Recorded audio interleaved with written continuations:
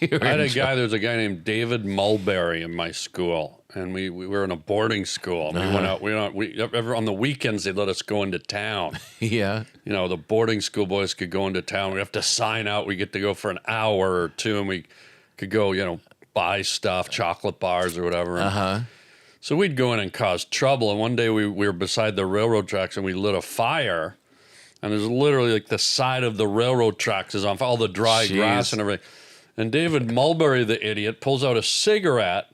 And instead of just using a match, he sticks his face in the fire to light his smoke. And I'm just like, Mulberry.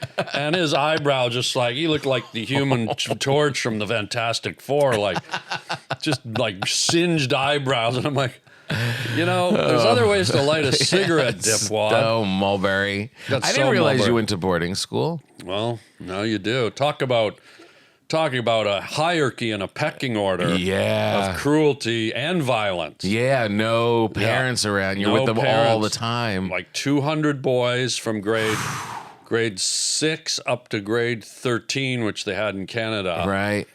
And, a couple of dozen teachers overseeing it. And, you're talking testosterone, puberty. God. Coming into your own, into your formative years as a teenager and then a young adult. And so it was like, it was like being on the Discovery Channel when you see prides of lions or packs of hyenas where they're sorting out the pecking order. Jeez. And a lot of it was resolved with violence and intimidation. And so it was a tough place to go to school. And I remember I started when I was about, this high. I think I was 12.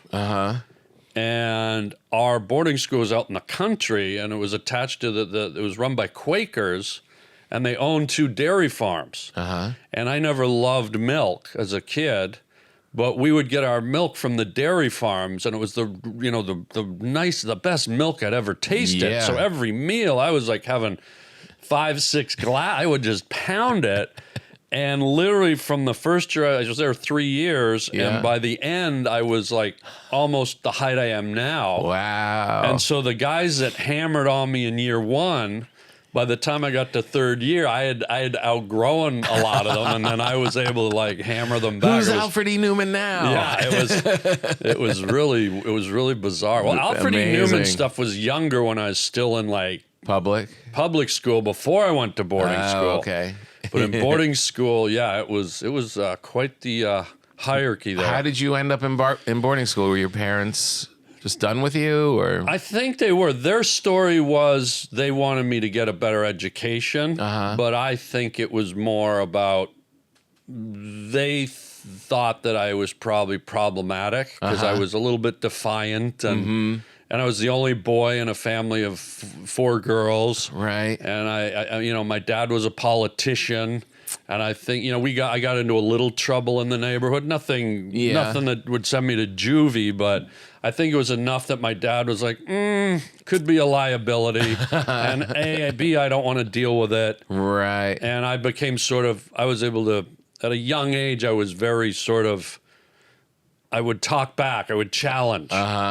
And for some reason, I had a pretty articulate vocabulary, and I think it sort of surprised my parents. I'd be having talks with them at 11, 12 years old, and they go, well, why can't I stay out? What's the difference if I stay up between 9 and 10? And they go, well, because you got to sleep. And then I'd throw terms like, well, I'm a realist. I don't even know where a lot of the words came from. Right. I would just start sounding like William F. Buckley Jr., and they were like, well, and I think that my dad was just like, let's get him a better education.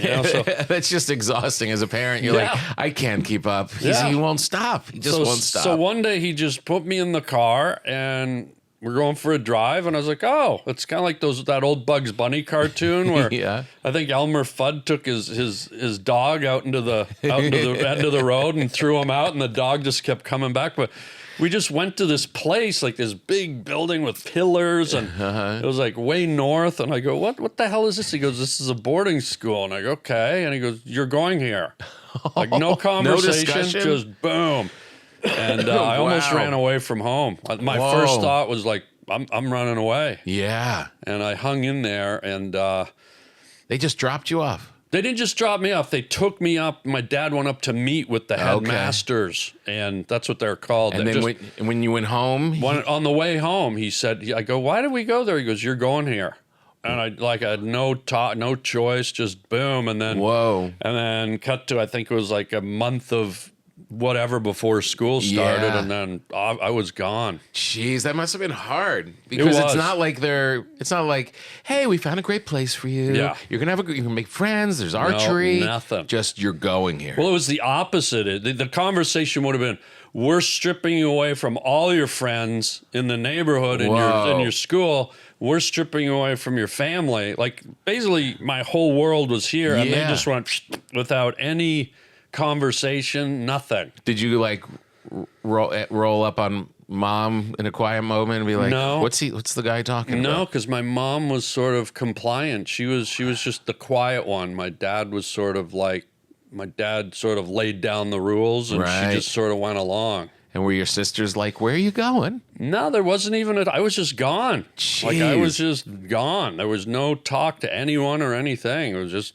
gone. And you got to imagine that that's a pretty common story with all the other kids that are there in the boarding school. So they're probably everyone's a little like, I I'm couldn't going to punch tell. someone in the face. I think some of them were, I don't know if they had the same experience as me, but I think some of them were there because it took a little money to go there. So I think some of the kids were like, oh, daddy sent me to boarding school. So I got the sense some kids, it was like sort of a privilege. Yeah. And then I got the sense that a few kids were like sort of baddies and sort of, we're sent there. But when you're a kid, you don't really ask the stories. You just go, oh, here I am. You want to. Now, being smart, obviously, articulate, well, you're able to like fend off your parents and do all that kind of stuff, and now you're on your own. Did you, at a certain point, get like, this is pretty cool, I like being out on my own? Or did you never settle in? I got to the point where they had a system there where if you got A's, you got to go home on the weekend. If you didn't get A's, you had to stay at the boarding school, and you had to study on Saturday and Sunday. So it was like a 7-day. So first year, I just flew A's every weekend, A's every weekend, and then I went home, and I was still confused. I was like, why did you send me here? But my dad wasn't the type of guy that would ever have a conversation. Jeez. And then one day, when he was driving me back up on a Sunday night, two of my little sisters came along, and we were in the back seat teasing, like you do with your sisters. And my dad wasn't patient with that. Yeah. And we got to the boarding school. We got out, and I hopped out. He hopped out, and he goes, if you ever tease your sister again, you're not coming home. This guy is rough. And so a switch just went, I'm on my own. Wow. I'm on my own for the rest of my life. Wow. And after that, every weekend I purposely failed my weeks so I never had to go home. Really? So for the next 2 years, I bombed my weekly assessment. I would screw up every test so I didn't have to go home. And I just went, I'm on my own. Man, oh man. It was like, it was. That guy's rough. I don't think he realized what he was doing, though. I don't think it was malicious. He was just like stoic, He probably had a similar kind of upbringing in a way. He had a very privileged. His father was the vice president of Colgate Palmolive, and they lived in the rich part of town with a butler and everything. Jeez. He was very, wealthy, privileged. So, wow. So I don't know what went on with him, but I just, I just learned, and to this day, I think it's what has made me a strong person, a survivor, especially in a tough town like Hollywood. Oh boy. Where I just went at 12 years old, I just went, I'm on my own in this world. Right. And then cut to the hyenas that I'm living with. Yeah. And so that, in a way, he might have done me a huge favor, and maybe not. I don't know. You can never know the answer, but it was pretty intense. I mean, when you hear the stories of people from generations before us who are successful and they like go on to build like whatever, built the railroads or that, a lot of those stories are left home at 12 and never went back, you know, and they were just had to grow up really quickly and just do it. There is a value to that. I mean, you think about the way the kids are raised now. Oh God. Where at 28, you're still being treated like with too much love and compassion and staying around the house. And, which isn't you can never have too much love, but yeah, you know what I mean? Like it's a totally, it sounds on its face like it's cruel, but ultimately it probably makes you a survivor. Oh yeah, it definitely did. Yeah. Wow. Guys, he was rough. He was, but again, I don't think he blueprinted it. I don't think he sat down. And to this day, he's still stoic, and you can't get through to him. So you know, you can. I even confronted him when I got older, and it was just the walls are still there. And I don't know if something happened to him as a kid or, but it's. You ever try and tickle him? Only when we're in the sponge bath together. That is rough. Yeah, it was pretty intense, and it was, you know, like I said, I was really aware of things as a kid, so I sort of knew psychologically. I think I was a little bit somehow. Yeah, I knew. I just went, this is all mental. This is psychological. This is and this is the move, and I just went click, and here we go. Right, you know, I'm on my own. Wow. Yeah.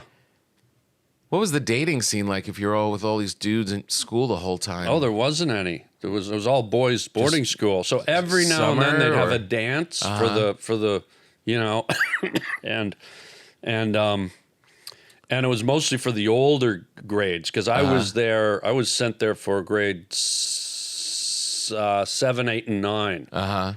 So I think it was the grade 9s up that only got the dances. So for the first 2 years, we didn't get the dance, but I loved the girls, so I would sneak in. I was clever, man.